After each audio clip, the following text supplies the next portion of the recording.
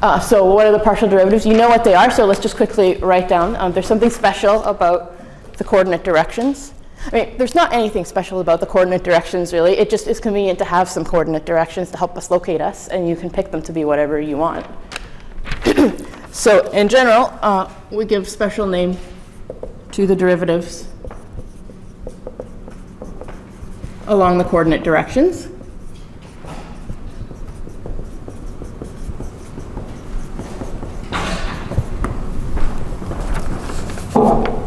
Okay, so here is some notation.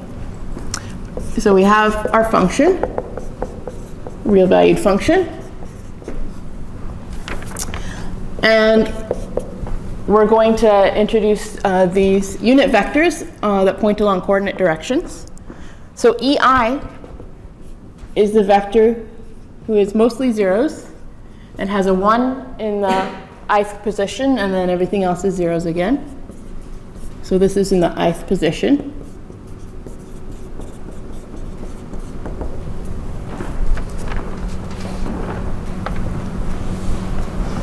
Okay, and we're going to be particularly working with partial derivatives or directional derivatives in these directions, in the coordinate directions. And then the hope is that that kind of encompasses everything we need to know about the derivatives of this function. And as you suggested, somehow those tell us the gradient, which should, we hope, be enough to give us all of this. Okay, so the derivative in these directions, the directional derivative,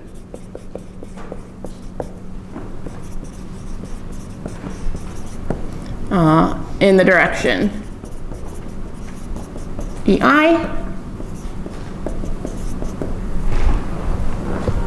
we'll think of as the partial derivative. So the partial derivative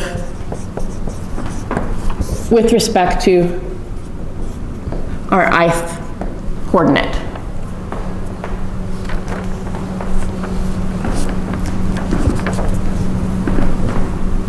All right, so we'll write it this way. df by dei equals the limit as h goes to 0, f of, right, x1, x2, xi minus 1, xi plus h, all of these different components, minus our reference function divided by h.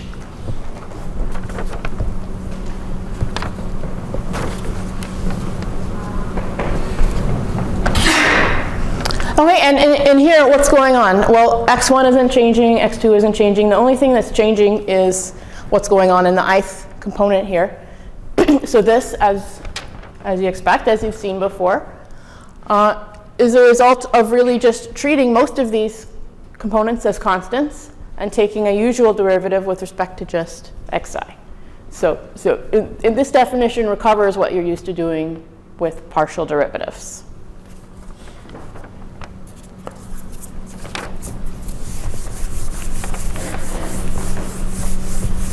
And that means that many of the things that you proved about taking derivatives, they go through straight away. So our usual rules about adding derivatives, subtracting derivatives, things like that work. So our usual rules work. Okay, so if I want to add two functions,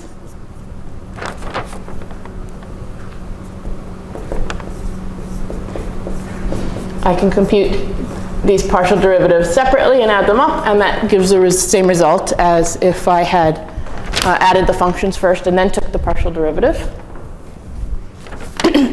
Product rule still works because, again, as long as I'm only interested in one component at a time, it's just a one-dimensional problem.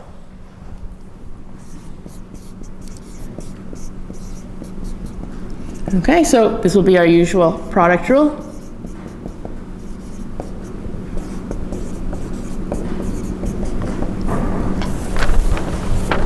Okay, and I don't need to prove these things for you because you've already seen the proofs of these in 1D and nothing at all has changed here. We can go to higher derivatives.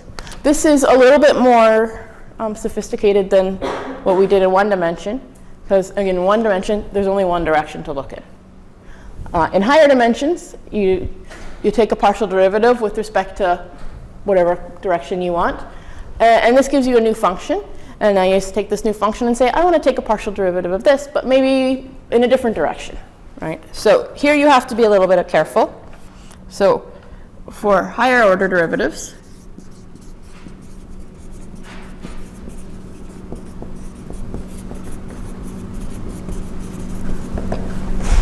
right, and here what I mostly want you to pay, I know you know how to compute these derivatives. I want you to pay attention to the notation that I'm using.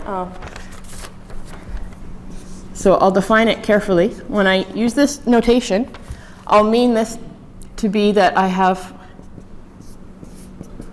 taken this derivative and then next taken this derivative. Okay, so this is the derivative with respect to xj of the derivative with respect to xi.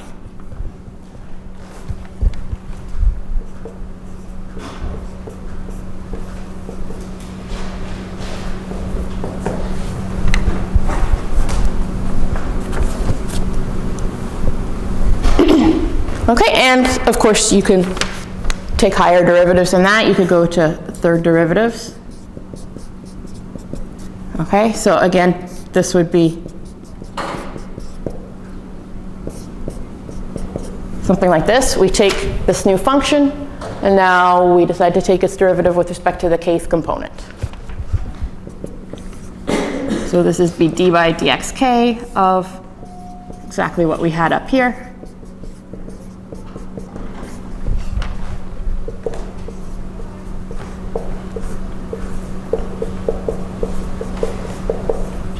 Okay, so I mean, I know you've seen all of this kind of notation before. What you've maybe not worried too much about before is what order do I write all of these things in, right? Because you're used to seeing that it doesn't really matter what order I take derivatives in. So there's an asterisk to that. We'll get back to that. So that's why I just want to be clear and careful with this notation, because sometimes it does matter what order you take the derivatives in. So I want there to be no confusion what we're doing, because we don't want to get different results because we got confused on notation.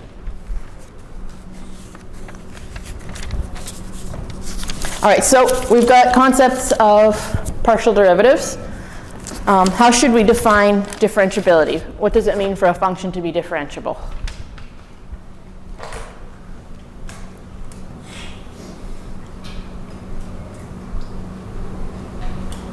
Yeah? This limit should exist. That these limits should exist. Okay, that seems like the obvious way to define differentiability. That's how we did it in 1D, right? We said, here's the definition of the derivative. We say a function is differentiable if this limit exists and is finite. That would be the obvious thing to do here, is to say, let's take all these partial derivatives, compute the limits. If those limits exist and are finite, then we're in business. We're differentiable.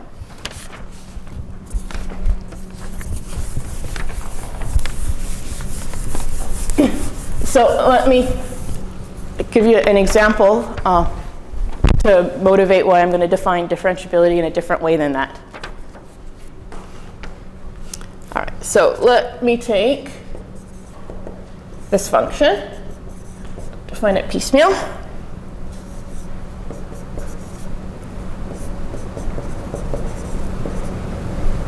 Okay, and this I obviously don't want to divide through by 0. And I'll define it to be 0 otherwise.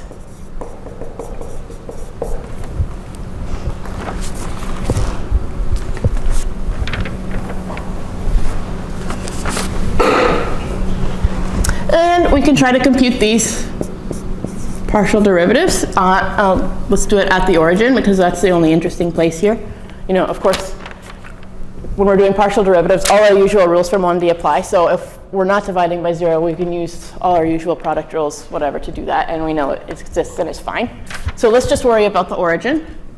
We're going to take the limit as h goes to 0 of f of h0 minus f of 0, 0 divided by h.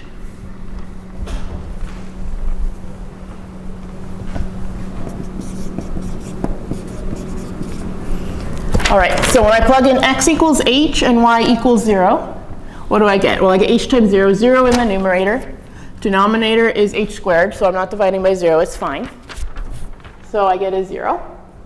And at the origin, we've defined our function to be 0. Okay, so partial derivative with respect to x exists, and it's 0, which is as finite, I guess, as we could ever hope for. Okay, the same thing is going to happen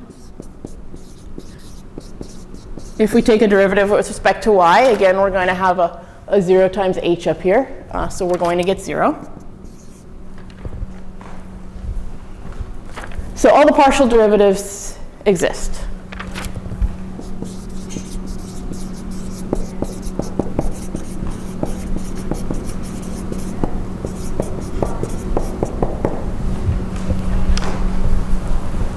We played with this function last class. Does anybody remember what we concluded about this function?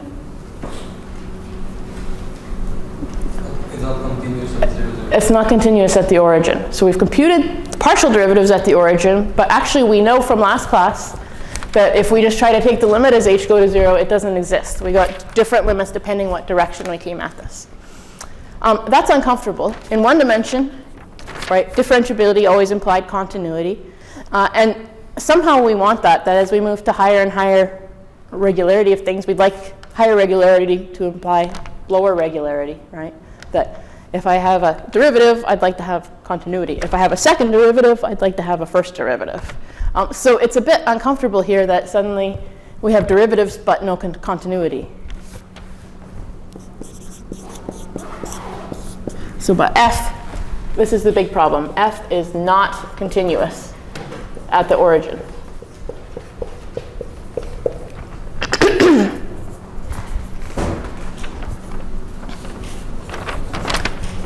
So I'm going to suggest that maybe just asking for these partial derivatives to exist is not the best way of defining differentiability. Right? You can define words however you want to define them, but some ways of defining words are more useful than others.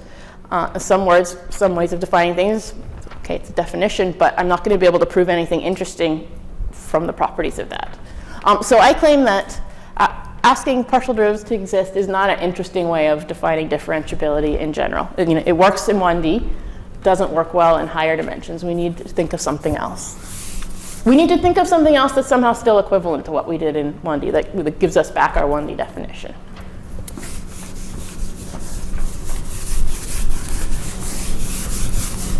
So let's think a little bit more about what we really mean by the derivative. Okay, so if I draw a 1D function and I want to compute its derivative at a point. All right, when we first came up with a definition of a derivative of a function of 1D, or when you learned this in Calculus 1, what's the interpretation of the derivative? The slope of the tangent line. Right.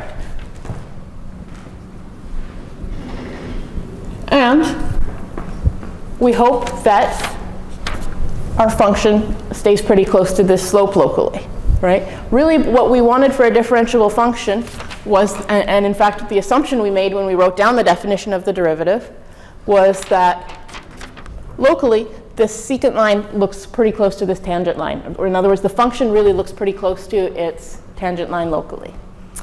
That, I'm going to claim, is maybe a better way of thinking about differentiability, is that locally the function looks a lot like its tangent line.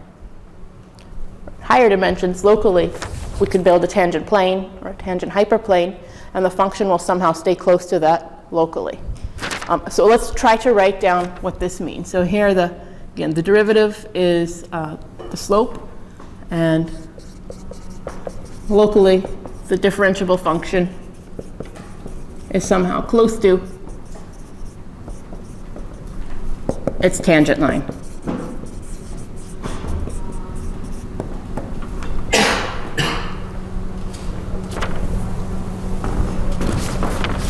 Right? In other words, what did we say? We said that f of x, let me just compare f of x to its tangent line. F of x, if I look at the tangent line on this side, well, that's f of x naught plus f prime times x minus x naught And there's going to be some error here. What do I want for my error? Well, I want my error to be smaller than this linear term. This is somehow the best linear approximation, and any error is smaller than this. So plus little o, something that's smaller than x minus x naught.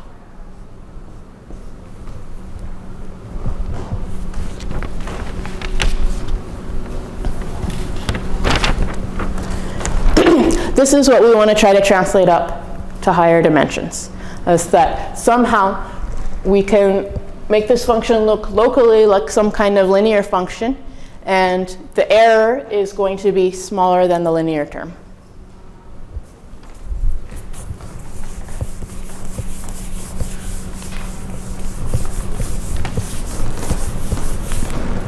So in Rn, what do we want?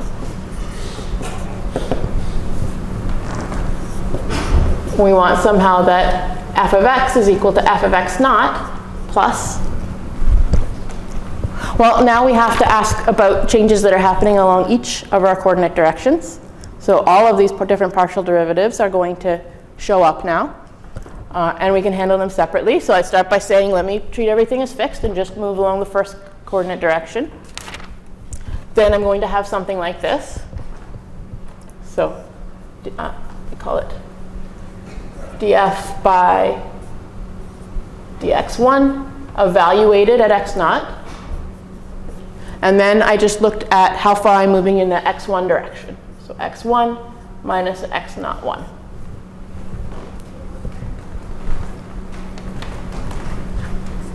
Okay, I do this for all my other directions. Okay, so again, each time I hold everything but one direction fixed, and then just do kind of an ordinary 1D linearization. And there's going to be some error in this. So we hope that the error is going to be smaller than all of these linear terms. So we hope that the error will be, at most, growing less, or much smaller than x minus x naught, the size of our linear terms.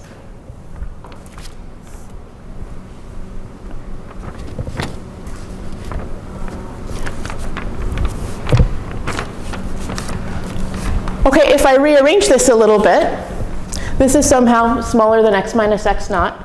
I'm going to divide out this x minus x naught everywhere. I'm going to be left here with an error that's still much smaller than 1. So it's still a small error, an error that goes to 0 as we approach x naught.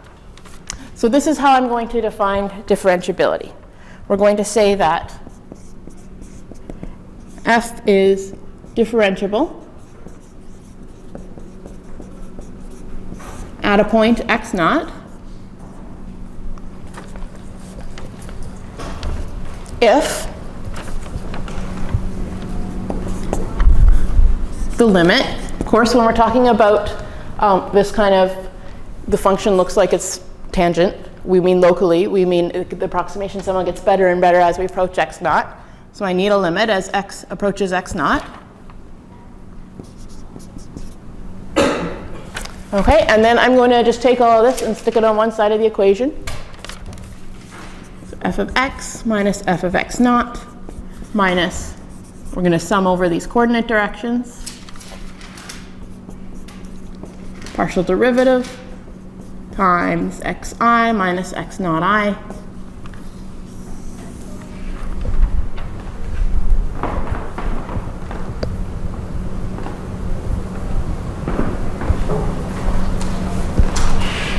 okay, and then divided by the size of x minus x naught.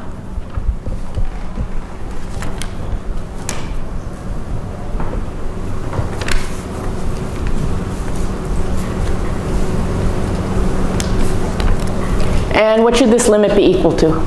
If this representation is correct, what is this limit equal to? Yeah. 0, exactly, right? We've taken everything except this error term to the left side. We've divided by x minus x naught. So we have something smaller than x minus x naught divided by x minus x naught. So it's still going to go to 0. So this limit should be equal to 0. And this is how I'm going to define differentiability. It's a little more sophisticated than our original idea, but I claim this is a useful definition. This will give us properties like continuity. It will let us prove the kinds of things that we want to prove. So I'll pause. Any questions on this definition or comments?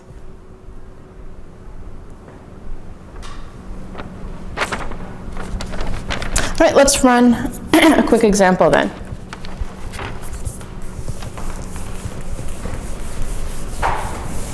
And by the way, this agrees with what we expect in one dimension. In one dimension, it was just f prime times x minus x naught. So x minus x naughts cancel. We get f prime here, and then the rest of this is our usual definition of the derivative. So it still agrees with what we had in 1D, which is good. As we're trying to generalize things, we would like to recover our intuition in one dimension.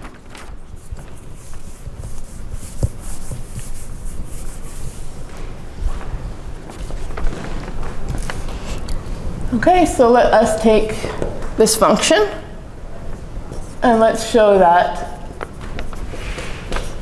this guy is differentiable.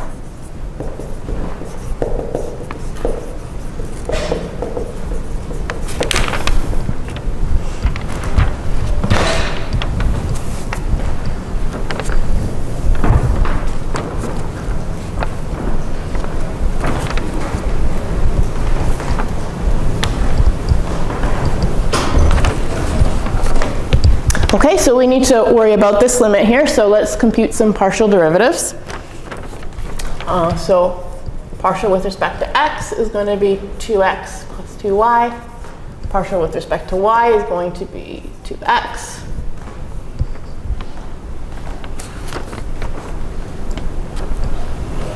All right, and we need to compute this limit. I'm going to give it the name L, so I don't have to keep writing the whole limit at my left-hand side of things. So the limit as x goes to x naught of x squared plus 2xy minus x naught squared minus 2x naught y naught minus, all right, the partial derivative evaluated at x naught, so 2x naught plus 2y naught times x minus x naught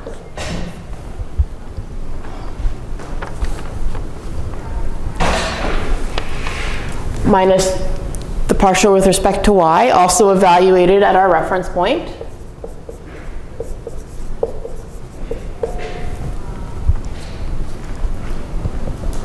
Which is the common, by the way, the common thing for people to forget to do is to evaluate these at x naught, y naught. All right, all of this divided by the size of x minus x naught.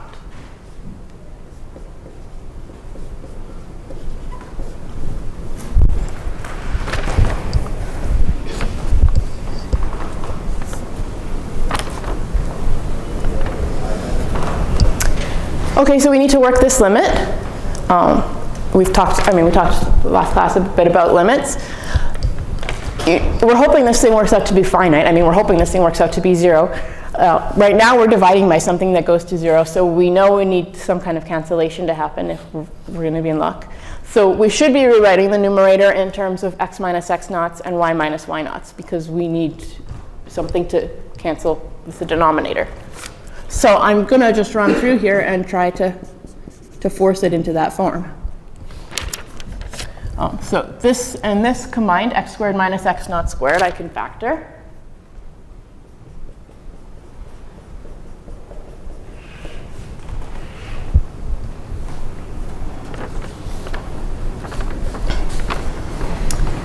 All right, 2xy minus 2x naught y naught isn't going to immediately do that, so I'm just going to try to force it into the form I want. So let's try a 2y x minus x naught. Then I need to add back 2y x minus x naught.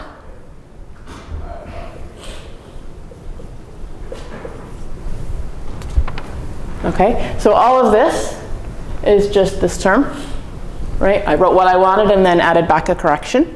I stuck a bracket here because I noticed that this term that I still need to write down is going to pair up nicely here.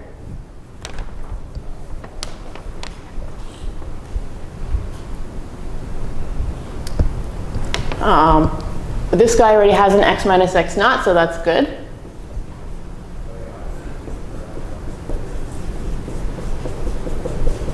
And then this guy is already the way I need him, so that's good. All divided by the size of x minus x naught.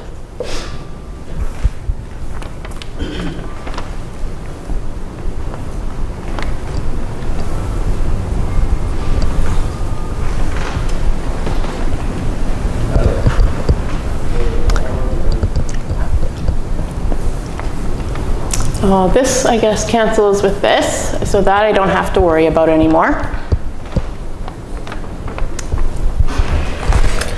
Everything has an x minus x naught. Everything that's left has an x minus x naught in front of it that I can try to factor out. So x minus x naught times x plus x naught plus 2y minus 2x naught minus 2y naught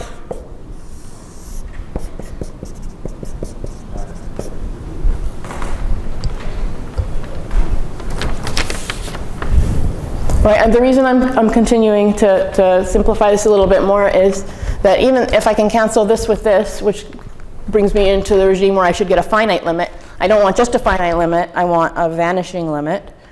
So I'm trying to make another vanishing term pop up somewhere. Okay, I get x minus x naught if I combine those, and then a 2 times y minus y naught. So now probably I'm in business.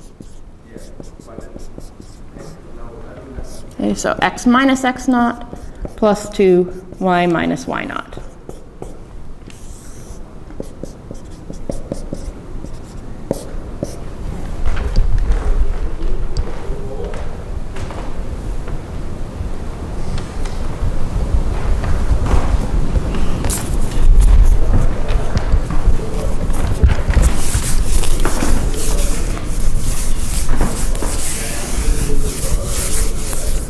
And now I'm pretty much in business. So if I take the absolute value of all of this and start making some estimates. Well, this is a scalar, right? But the size of this scalar is going to be less than the length of this vector overall because there's just one component in the vector. So L is going to be less than the limit as x goes to x naught of x minus x naught, the length of the vector. And then I do a little triangle inequality, and I have x minus x naught plus 2 y minus y naught over the length of the vector. And indeed, this goes to 0.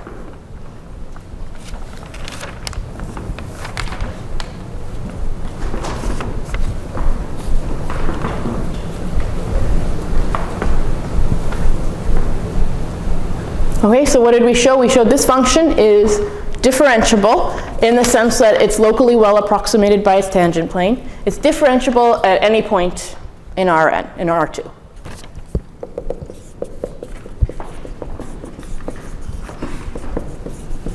Okay, for all x naught, y naught in R2.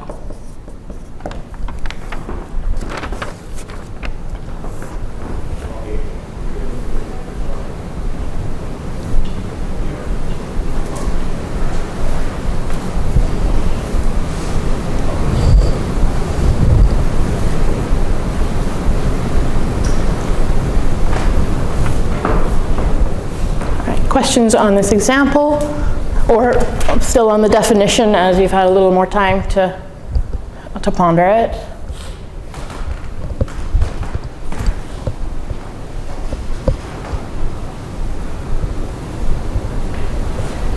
Seems okay? We can do these calculations. Of course, you don't want to always have to do this calculation, right? The definition is important. Sometimes we need it. But we don't want to pull out heavy machinery when easier things will work. we're a little bit suckers for punishment as mathematicians. We do like to torture ourselves a little bit, but not too much, not when it's not needed. Sometimes we want to be lazy and do things the easy way. And indeed, there are easier conditions in many cases, not all cases, but in many cases that will help us know a function is differentiable without actually having to work out this limit.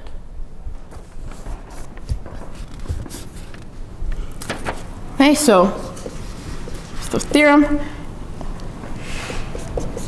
If all partial derivatives fx1 down to fxn exist, and if they're continuous,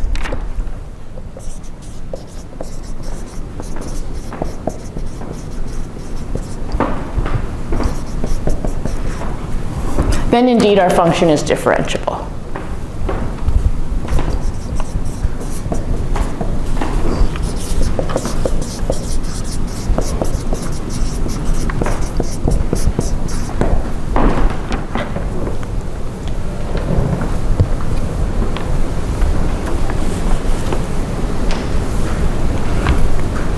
Okay, so if you have a function, you want to know if it's differentiable, you compute its partial derivatives and they exist, that's good.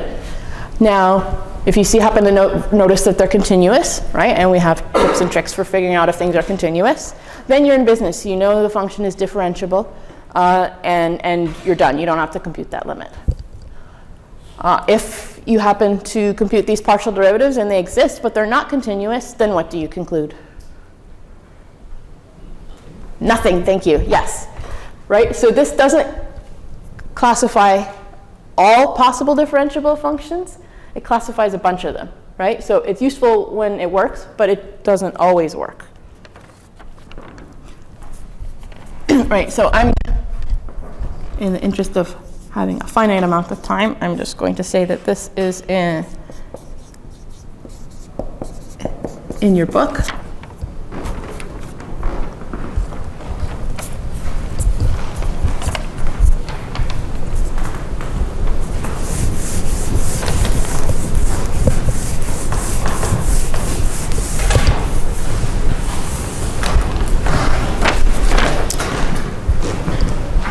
But we could certainly take an example like this function.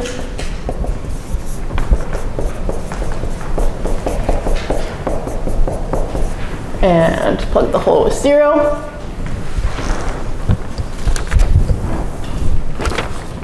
Yeah? I have a question about the denominator. So is there like a particular reason to write it in a vector form, or is it just okay if we just write it in that? Why did I write it in a vector form here? I just did it in a vector form here because I had also used x as a scalar here as one of the components. So I was doing it for clarity. You know, in general, you can also just say x is my vector, x1, x2, whatever are my components, and that's fine. So I only, typically I'm lazy, I don't want to write more than I have to, and I'll typically only add the vector notation if it's really needed to clarify notation. I'm not going to be too much of a stickler about that.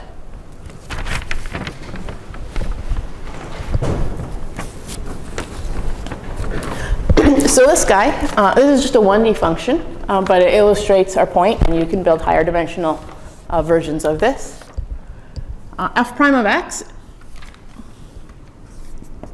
well, if x is not 0, then we just take the derivative. Product rule, we're going to have a -1 over x squared come out, and this turns into a cosine.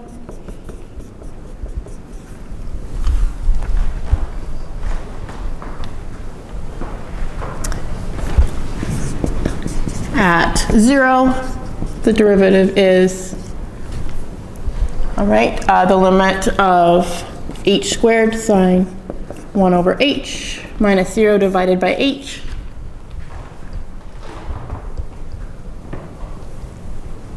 And this limit is 0, right? Because we're going to have h times something bounded. Okay, so in this case, the partial derivatives, in this case, is just one direction. The derivative exists everywhere. It's not continuous, all right? Because this guy doesn't have a limit as x goes to 0. So f prime exists everywhere, but it's not continuous at the origin.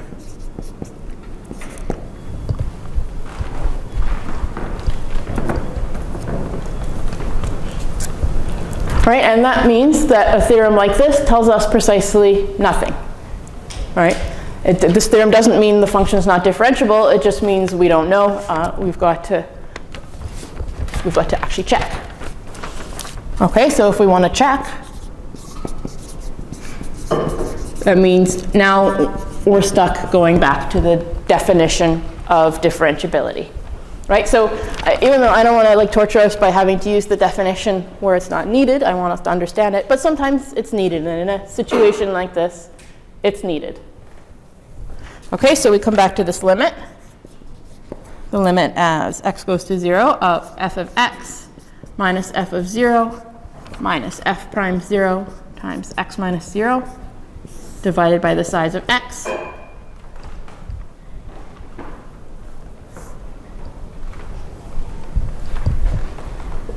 Okay, and what do we get? We get the limit of x squared sine 1 over x. Right? This is 0. This is 0. Right? So this definition only uses the value at one point, not at nearby points. And that's sort of why we can get away with f prime being discontinuous. And indeed, this limit is 0. So we are satisfying the definition of differentiability, even though the derivative is discontinuous.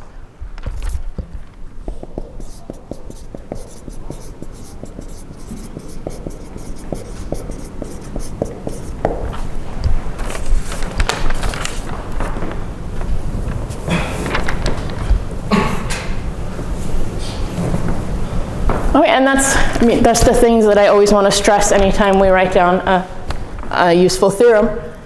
We have to know what the hypotheses of the theorem are. We have to know whether it's if A then B, or whether it's an if and only if, because those make a big difference. So this theorem is sometimes great. Sometimes it tells you nothing. It's not equivalent to its converse.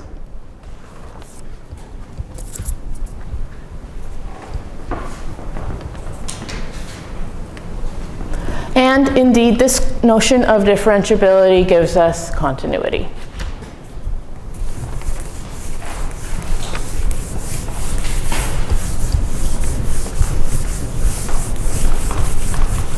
And that was our motivation for writing down this definition, was that our first good idea didn't give us the properties that we wanted, continuity. This definition does. So if f is differentiable at a point x dot, then indeed f is continuous at this point.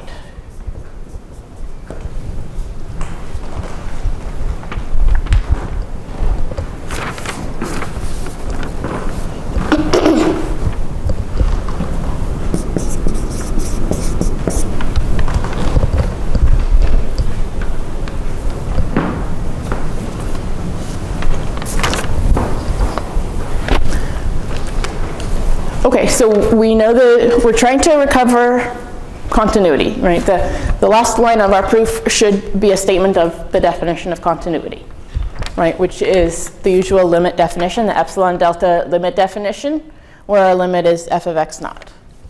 So we know we need an epsilon.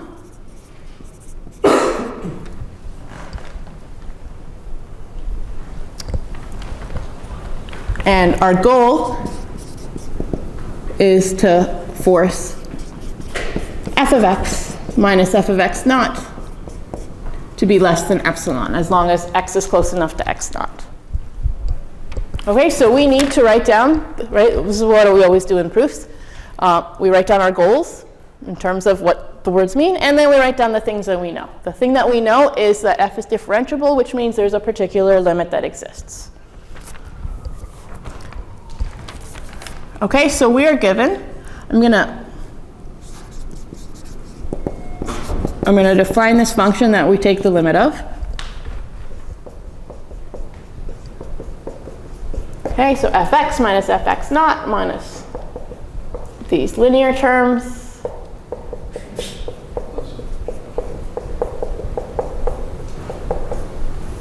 divided by the length of x minus x naught.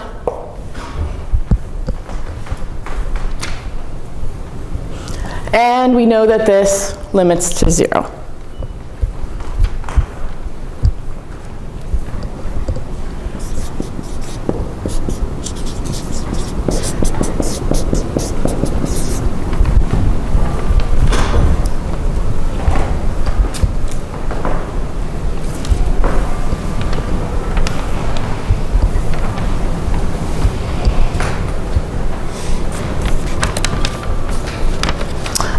I guess the object that I want is right here. So I need to use this limit and try to extract this beast right here.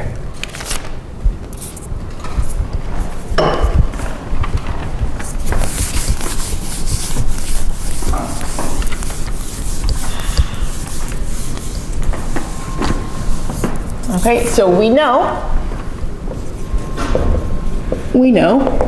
just based on the fact that this limit is 0, again, I write down what the words mean. Every time I see a word when I'm doing a proof, I write down what it means.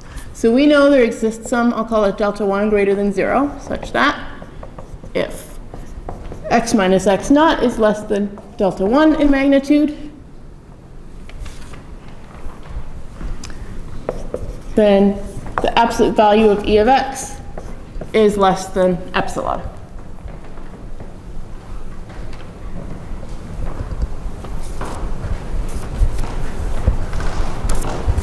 Okay, that's just what these words mean. Now I'm going to try to take the thing I care about here. This is the bit I'm interested in, and I'm just going to rearrange this expression here to isolate fx minus fx naught.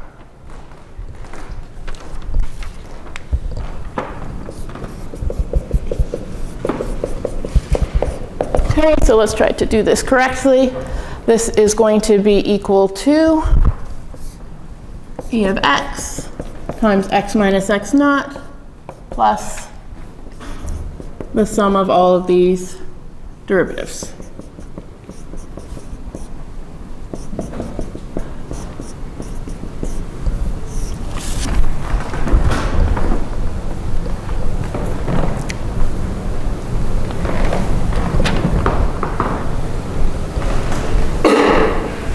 To not have to write things too much more, I'm going to let m be the biggest value of these derivatives. Okay, they're all numbers, right? I don't have to worry about things blowing up. This is just a finite number of real numbers. So I'm not worried about things there.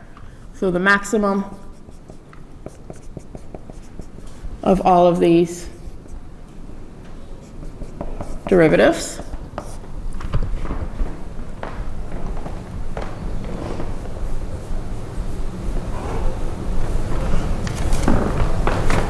okay, and now I want to make this small. So I just do all the usual tricks that we do with limits to make things small.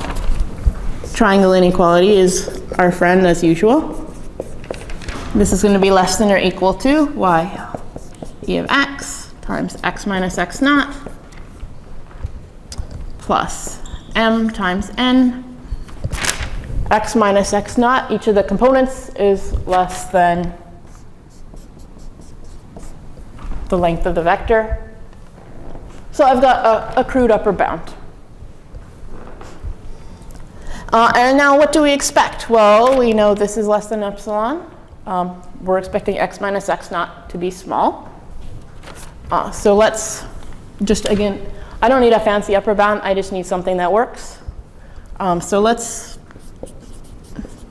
take x minus x naught to be less than the minimum, say, of delta 1 and epsilon.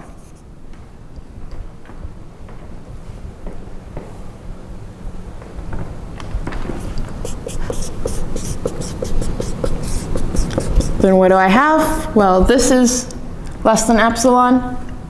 X minus x naught is less than epsilon.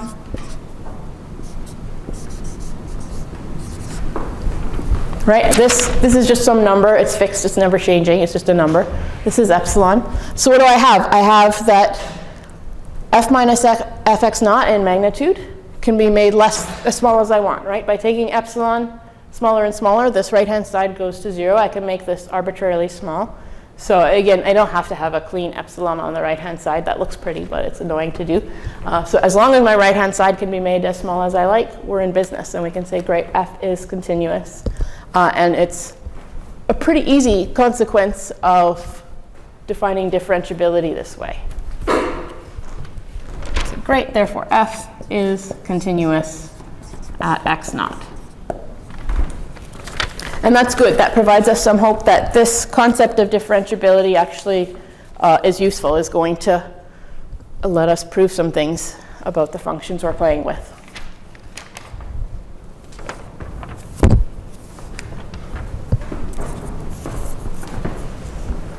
Questions?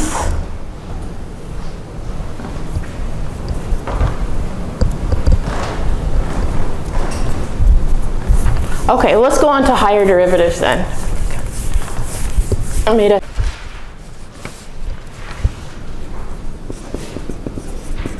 higher order derivatives.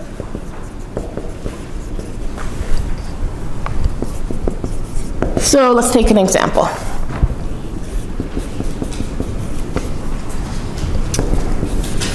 Again, I'll do a piecemeal function, right? All the interesting pathological behavior seems to come out of piecemeal functions. X squared y over x squared plus y squared, as long as that's defined, and plug the hole with 0.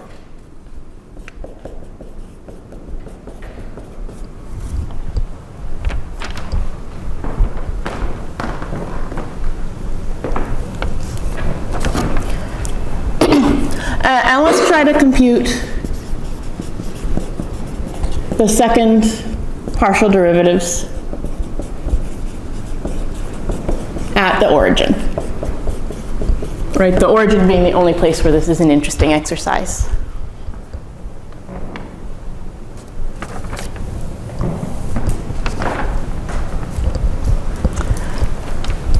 All right, so to compute the second partial derivatives, what we're really doing is taking a partial derivative of our first partial derivatives.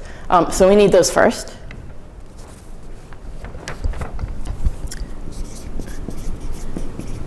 Okay, and we need them not just at the origin, right? Because when we go to do second derivatives, it's going to say the first partial at x plus h minus the first partial at the origin.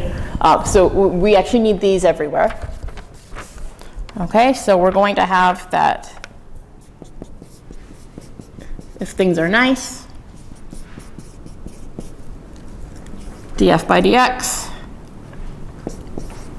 equals, I'm just going to give you the simplified result. You know how to compute these.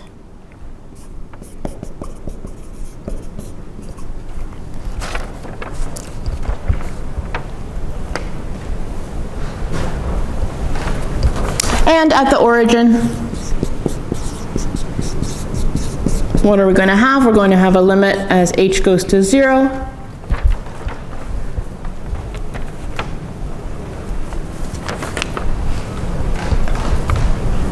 Well, f of h0 minus f of 0, 0 over h. But we take a look at that and say, well, if I'm plugging in x equals h, y equals 0, I'm going to have 0 divided by something, minus f here is 0. So this vanishes.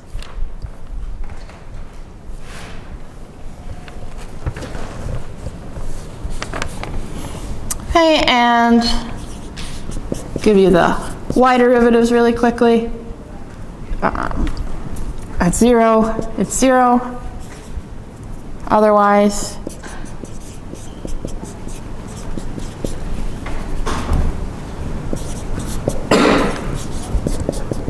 it's going to be x to the 4th minus x squared y squared over x squared y squared all squared.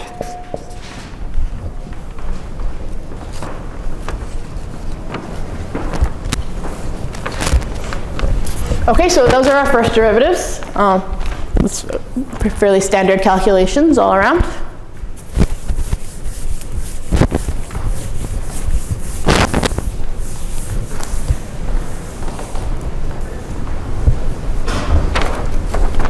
Okay, so now let's do what we were actually asked to do, the second partial derivatives. And there's a bunch that we could worry about. So the ones that are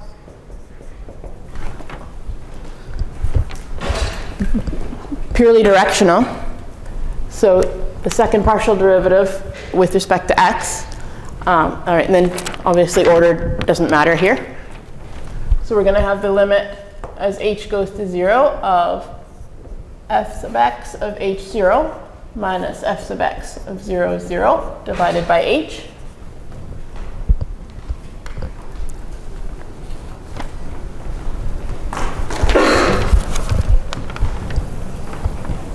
All right, so f sub x of h0, we're again in the situation where we're going to have a 0 divided by stuff.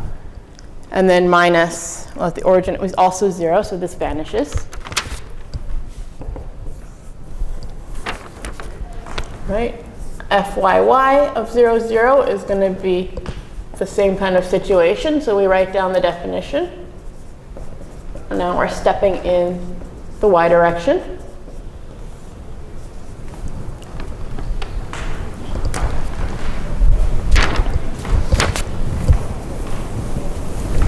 Okay, so when we plug in x equals 0, y equals h, well, x equals 0, again, makes everything vanish in the numerator. So that's 0 minus 0.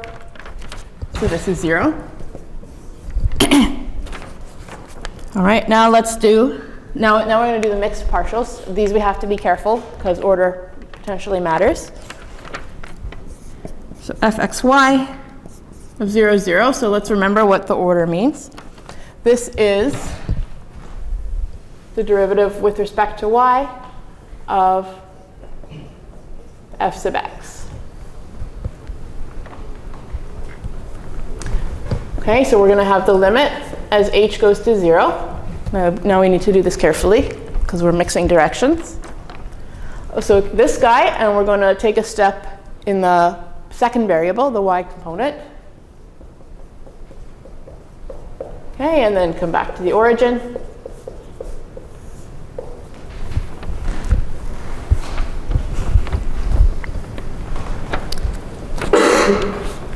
Right, so f sub x, here's f sub x, x equals 0, y equals h, all right, that's 0 again, minus 0. Okay, so far these second derivatives are not very interesting.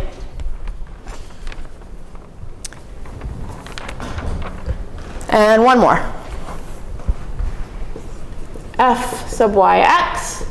So now we're going to do things in a different order. We're going to take the x derivative of f sub y.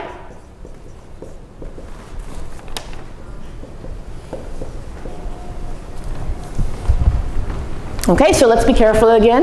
We're taking an x derivative. So we're going to take a step in the first component.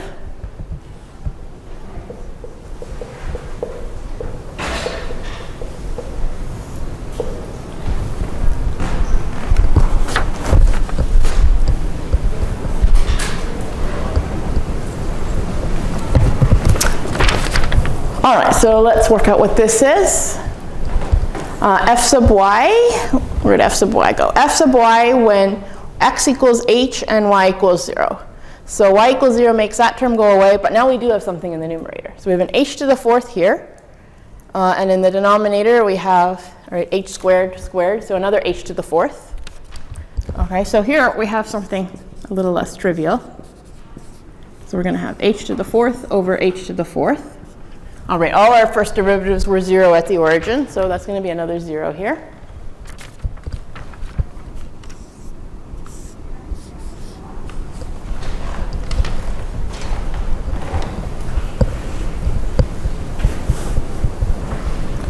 And what is this limit equal to?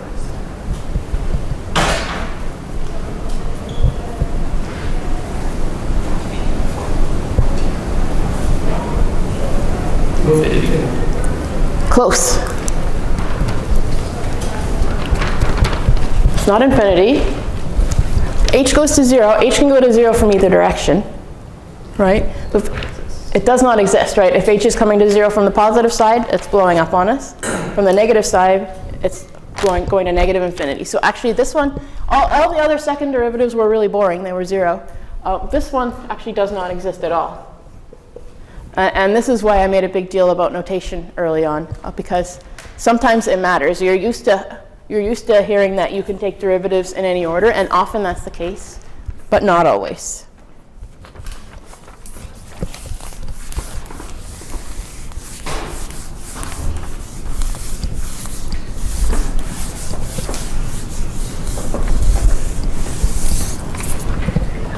Okay, so when do you have to worry about this and when do you not have to worry about this? Because once again, every time we take higher derivatives, we don't want to have to do more work than possible. We want to know when this is something we need to worry about.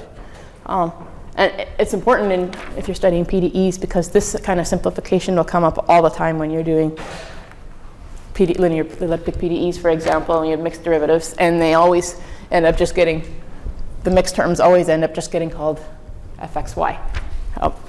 But is that fair? Is that valid? So here is when we don't have to worry. Suppose that f, all of its first partial derivatives, and whichever is the first guy that we happen to compute. Suppose these exist on some neighborhood.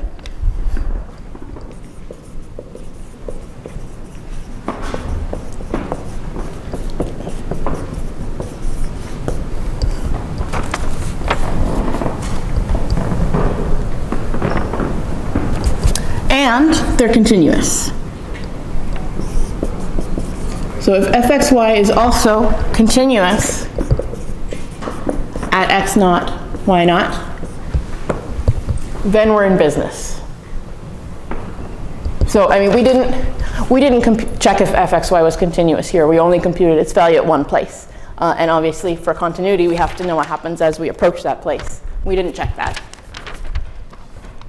If we could verify, yes, it's actually continuous, then the other mixed partial is going to agree with it. So then fyx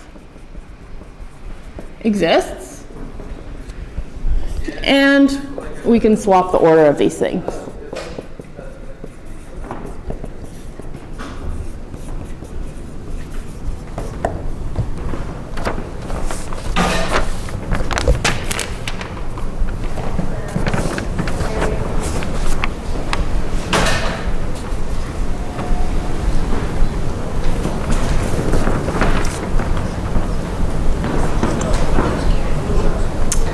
Questions on this?